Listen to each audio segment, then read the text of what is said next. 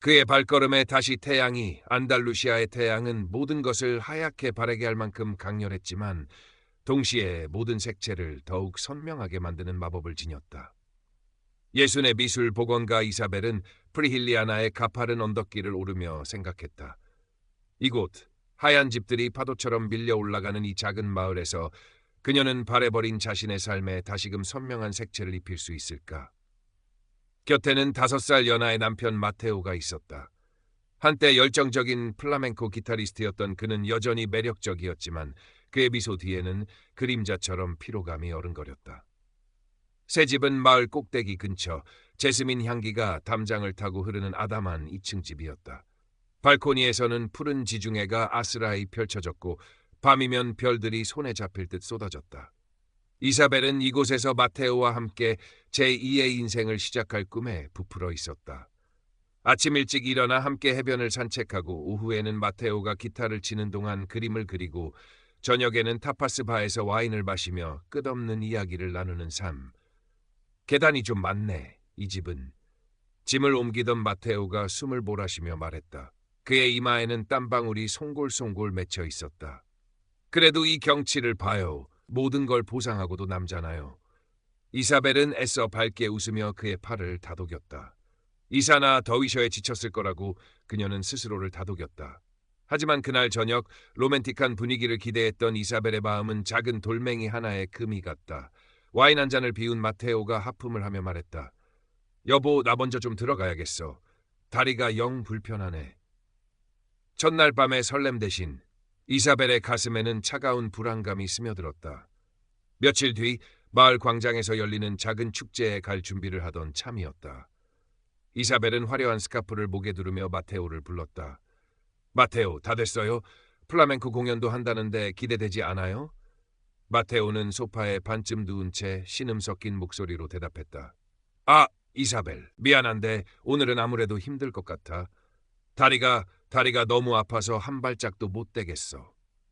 그의 얼굴은 창백했고 식은땀까지 흘리고 있었다. 이사벨은 심장이 쿵 내려앉는 것을 느꼈다. 단순한 피로나 엄살이 아니었다. 그녀가 꿈꾸던 안달루시아의 햇살 아래 예기치 않은 먹구름이 들이우기 시작한 것이다.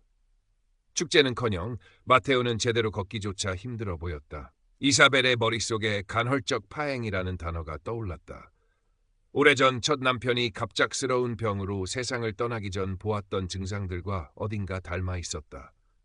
그날 이후 이사벨과 마테오의 일상은 조금씩 어긋나기 시작했다. 이사벨은 아침 산책을 제안했지만 마테오는 오늘은 좀 쉬고 싶다며 침대에서 나오려 하지 않았다.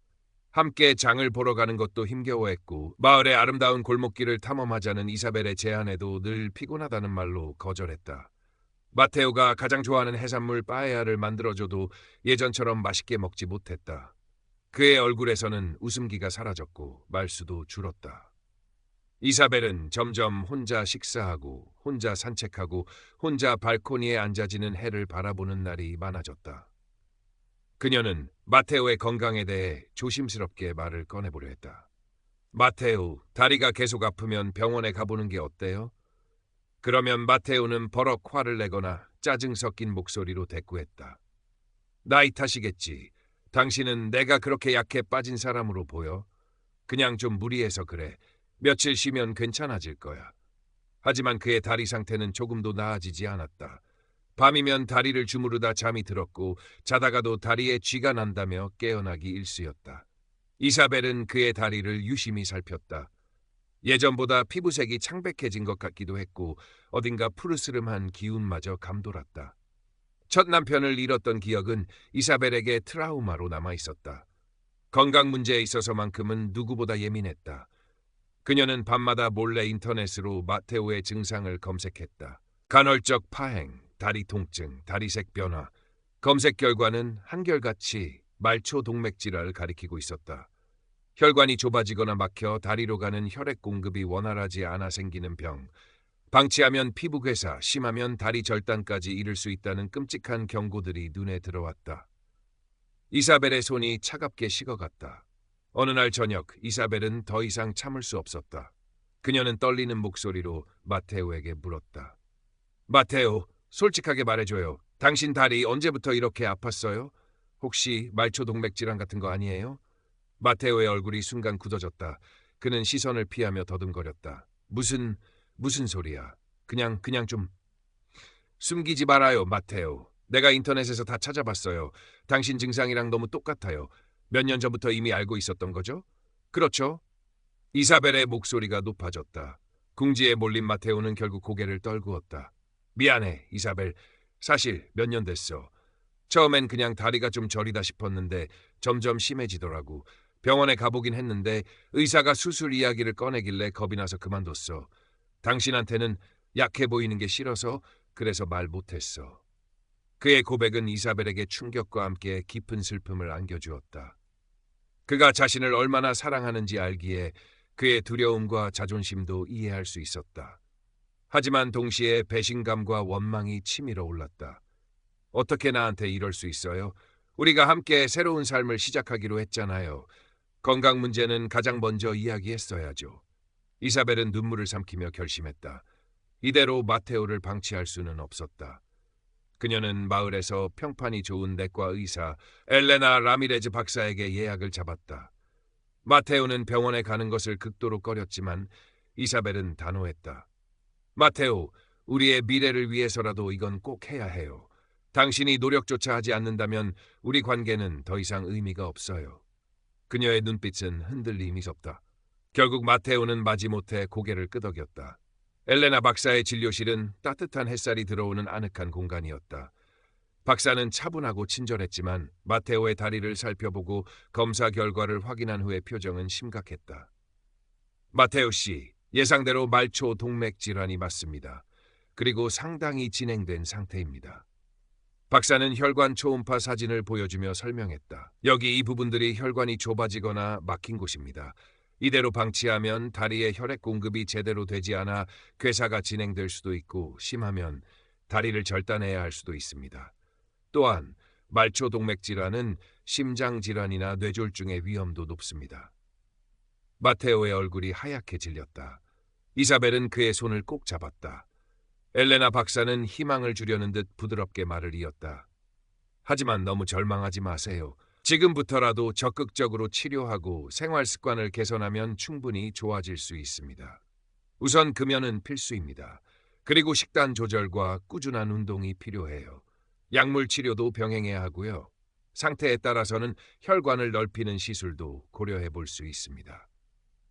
박사는 마테오에게 맞춤형 운동으로 가벼운 플라멩코 스텝이나 수영을 권하기도 했다. 음악을 하셨으니 즐겁게 할 수 있는 운동을 찾는 게 중요해요. 진료실을 나온 마테오는 아무 말도 하지 않았다. 그의 어깨는 축 처져 있었고 얼굴에는 절망감이 가득했다. 이사벨은 그의 마음을 이해했지만 동시에 이제부터가 진짜 시작이라는 것을 직감했다. 마테오의 저항은 예상보다 훨씬 거셌다. 금연은 하루도 가지 못했고 엘레나 박사가 짜준 건강식단은 맛이 없다며 투덜거리기 일쑤였다. 스페인의 풍요로운 음식 문화 속에서 갑자기 소금과 기름기를 줄인 식사를 하는 것은 그에게 고문과도 같았다. 이건 풀떼기잖아. 내가 염소도 아니고 이런 걸 어떻게 매일 먹으라는 거야? 마테오는 포크를 내려놓으며 신경질을 냈다. 이사벨은 인내심을 갖고 그를 설득했다. 마테오, 당신 건강을 위해서예요. 당신이 좋아하는 해산물로 맛있게 만들어봤어요. 올리브 오일도 듬뿍 넣었고요. 조금만 참고 먹어봐요. 그녀는 마테오가 좋아하는 가스파초나 빠에야를 건강한 방식으로 조리하는 법을 배우기 위해 요리책을 뒤적였다. 운동은 더 큰 문제였다. 엘레나 박사는 매일 30분 이상 걷기를 권했지만 마테오는 마냐나를 외치며 침대에서 뒹굴었다. 오늘은 날씨가 너무 덥잖아. 내일 하자. 내일. 어제는 비가 와서 못했잖아요. 오늘은 꼭 해야 해요. 이사벨은 거의 억지로 그를 끌고 나가다시피 했다. 프리힐리아나의 아름다운 언덕길은 마테오에게는 고통스러운 장애물 코스일 뿐이었다. 그는 몇 걸음 걷지 못하고 숨을 헐떡이며 주저앉곤 했다. 이사벨은 그의 손을 잡고 격려했지만 속으로는 타들어가는 것 같았다. 이사벨은 다양한 전략을 시도했다. 매일 저녁 마을에서 가장 가파르지만 경치가 좋은 길로 강제된 파세오를 고집했다. 마테오는 투덜거리면서도 이사벨의 손에 이끌려 따라 나섰다. 때로는 우연히 가장 멀리 있는 카페를 목적지로 정하기도 했다. 돌아오는 길에 마테오는 지쳐서 말도 제대로 못했지만 이사벨은 그의 다리 근육이 조금이라도 단련되기를 바랐다. 엘레나 박사와의 후속 상담 날, 이사벨은 박사에게 은밀히 부탁했다. 마테오에게 질병의 경과에 대한 현실적인 경고를 좀 더 강하게 해달라고. 박사는 이사벨의 의도를 알아차리고 다음 진료 때 마테오에게 치료를 게을리했을 경우 발생할 수 있는 끔찍한 결과들을 차분하지만 단호하게 설명했다. 또한 마을에서 비슷한 질병으로 고생하다가 삶의 질이 크게 떨어진 지인의 이야기를 자연스럽게 꺼내기도 했다. 마테오의 얼굴은 점점 어두워졌다. 어느 날 이사벨은 거실 구석에 먼지 쌓인 채 놓여있는 마테오의 낡은 기타를 발견했다. 한때 그의 손가락이 현 위를 날아다니며 열정적인 플라멩코 선율을 만들어냈던 그 기타였다. 이사벨은 기타를 집어들고 먼지를 닦아냈다. 그리고 마테오에게 건네며 말했다. 마테오, 당신이 얼마나 음악을 사랑했는지 기억해요? 당신의 기타 소리가 온 마을을 채웠을 때 당신 눈빛이 얼마나 빛났는지도요. 다시 그 모습을 보고 싶어요. 마테오는 아무 말 없이 기타를 내려다보았다. 그의 눈빛이 희미하게 흔들리는 것을 이사벨은 놓치지 않았다. 하지만 결정적인 변화의 계기는 예기치 않은 순간에 찾아왔다. 그날은 유난히 햇살이 좋았다. 이사벨은 마테오를 설득해 겨우 집을 나섰다. 마을 광장으로 이어지는 좁고 울퉁불퉁한 돌길을 걷고 있을 때였다. 마테오가 갑자기 악! 하는 비명과 함께 휘청거렸다. 그의 다리에 극심한 통증이 찾아온 듯했다. 이사벨이 재빨리 그의 팔을 붙잡지 않았다면 그대로 넘어질 뻔한 아찔한 순간이었다. 마테오의 얼굴은 고통으로 일그러져 있었고 숨결은 거칠었다. 그는 길가에 주저앉아 다리를 부여잡고 신음했다. 주변을 지나던 관광객 몇몇이 걱정스러운 눈빛으로 그들을 쳐다보았다.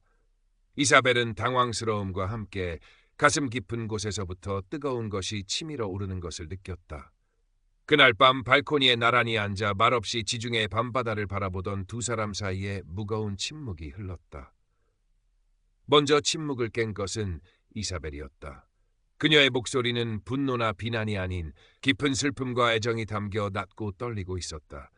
마테오, 나는 당신 안의 음악이 죽어가는 걸 보러 여기에 온 게 아니에요. 다시 당신과 함께 춤추고 싶어서, 당신의 그 빛나던 열정을 되찾주고 싶어서 왔어요. 당신의 발걸음에 다시 태양이 비추기를 바라서요. 그녀는 마테오의 손을 잡고 그의 눈을 똑바로 바라보았다. 솔직히 말할게요. 당신이 이대로 계속 자신을 방치한다면 나는 결국 당신의 간병인이 되어 외로운 미래를 맞이하게 될 거예요. 그게 내가 두려워하는 모습이에요. 하지만 그보다 더 두려운 건 당신이 삶에 대한 의지를 놓아버리는 걸 지켜보는 거예요. 제발, 나를 위해서, 그리고 무엇보다 당신 자신을 위해서 다시 일어서 줘요, 마테오. 이사벨의 눈에서 뜨거운 눈물이 흘러내렸다. 마테오는 처음으로 아무런 변명도 저항도 하지 않고 그녀의 말을 들었다. 그의 어깨가 가늘게 떨리고 있었다. 한참의 침묵 끝에 마테오가 떨리는 목소리로 입을 열었다. 미안해, 이사벨. 정말 미안해. 내가 너무 어리석었어. 당신 말이 다 맞아. 노력할게. 정말이야. 당신을 위해서, 그리고 나를 위해서. 그의 눈가에도 물기가 어렸다. 그 순간 두 사람 사이를 가로막고 있던 보이지 않는 벽이 허물어지는 소리가 들리는 듯했다. 그날 밤을 기점으로 마테오는 조금씩 변하기 시작했다. 다음 날 아침 그는 먼저 이사벨에게 말했다. 오늘 산책할까? 그의 목소리에는 어색함과 함께 작은 결의가 묻어 있었다. 그녀는 여전히 힘들었지만 그는 니코틴 패치의 도움을 받으며 하루하루 버텨냈다. 이사벨이 정성껏 준비한 건강식단도 투덜거림 없이 먹기 시작했고 엘레나 박사가 처방해준 약도 꼬박꼬박 챙겨 먹었다. 함께 걷는 파세오의 시간은 처음에는 고통스러웠지만 마테오는 이를 악물고 버텼다. 이사벨은 그의 옆에서 말없이 손을 잡아주거나 그의 옛 음악 이야기를 꺼내며 기분을 전환시켜 주었다. 조금씩, 아주 조금씩 마테오의 걸음은 가벼워졌고 걷는 거리도 늘어났다. 함께 어려움을 극복해 나가면서 두 사람의 관계는 이전보다 더욱 깊어지고 견고해졌다. 솔직한 대화가 늘었고 서로의 눈을 바라보는 시간이 길어졌다.